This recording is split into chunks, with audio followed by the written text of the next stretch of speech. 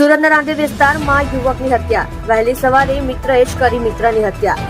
બાબુનગરમાં 21 વર્ષીય મુન્ના નામના યુવકની હત્યા. મુન્ના પર ચપ્પુના ઘા ઝીકી કરાઈ હત્યા. ઘટનાને અંજામ આપવા હત્યારો મિત્ર ફરાર. રાંદેર પોલીસ ઘટના સ્થળે આવી પહોંચી યુવકના મૃતદેહને પોસ્ટમોર્ટમ અર્થે મોકલી કાર્યવાહી હાથ ધરી. સત્ય માટે હંમેશા સત્યની સાથે જોડાઈ રહો. આ સુરત ન્યૂઝ ચેનલની સાથે.